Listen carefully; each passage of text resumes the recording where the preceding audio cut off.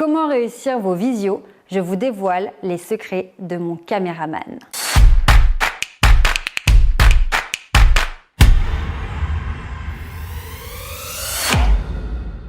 Vidéo exceptionnelle aujourd'hui. Vous savez que j'ai la chance de tourner mes vidéos pour YouTube avec Edouard qui est justement juste derrière la caméra.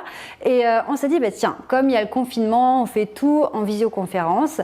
On voulait vraiment vous donner des conseils très pratico-pratiques à appliquer lorsque vous faites des visioconférences pour que vous ayez une belle image et que surtout vous ne ruiniez pas votre image pour des petites erreurs qui peuvent être facilement évitées. Alors le premier conseil qu'on voulait vous donner, c'est à propos de la lumière. En fait, 80% du travail de la réussite d'une vidéo, ça va passer par la lumière.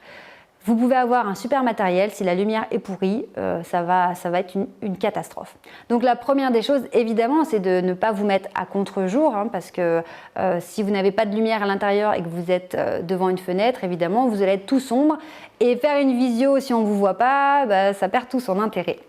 Donc, la chose la plus facile, c'est de se mettre face à une fenêtre. La lumière du jour, c'est quand même la meilleure lumière.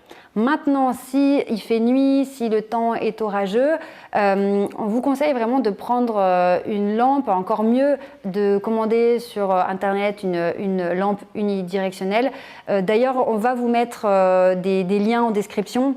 Edouard a la gentillesse de nous donner ses filons, donc n'hésitez pas à cliquer dans la description, vous aurez différentes lampes qu'on va vous conseiller. Et d'ailleurs, si vous avez besoin de plus de conseils, Edouard se fera un plaisir de vous aider, que ce soit pour vos vidéos, pour vos photos pro. Vraiment, je me ferai un plaisir de vous donner ses coordonnées, donc n'hésitez pas, il est aussi là pour vous aider.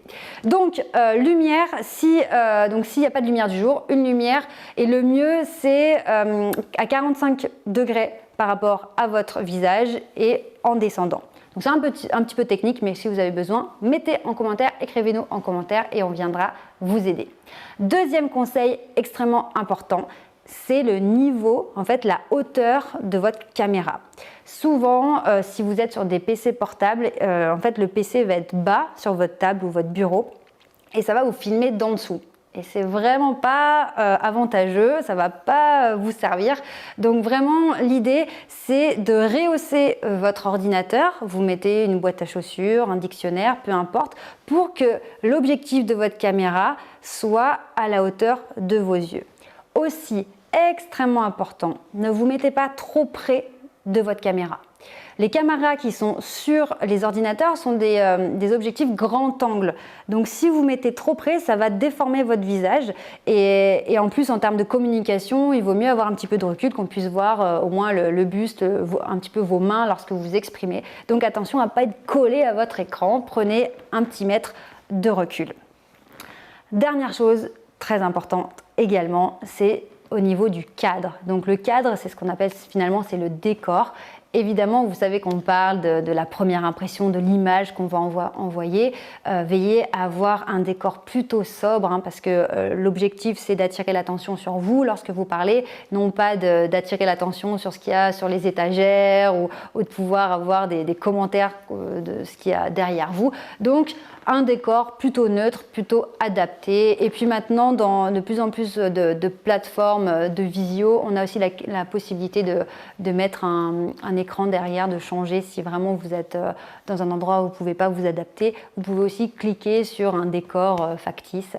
Donc vraiment, c'est important aussi de faire attention au cadre. Donc vous voyez ce nouveau moyen de communication que tout le monde a adopté parce qu'on n'avait pas le choix. C'est aussi un moment où on prend conscience que, en fonction des choix qu'on va faire sur la lumière, sur la hauteur de la caméra, on peut avoir une image qui nous met en valeur, qui fait qu'on est tout de suite captivant, et qu'on va être beaucoup plus écouté, ou alors vraiment avoir une image, on peut vraiment ruiner notre image parce que les petits conseils techniques ne sont pas appliqués et finalement ça devient laborieux de communiquer avec vous en visio. Et on sait à quel point nos interlocuteurs peuvent décrocher lors d'une visio parce qu'on n'a pas cet échange humain, on n'a pas l'énergie, on n'a pas le ressenti.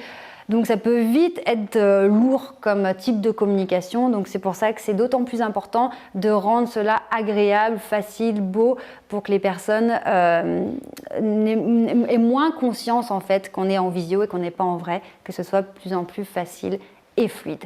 Si vous avez des questions, donc tout ce qui est d'ordre technique, vous n'hésitez pas à nous écrire en commentaire de cette vidéo.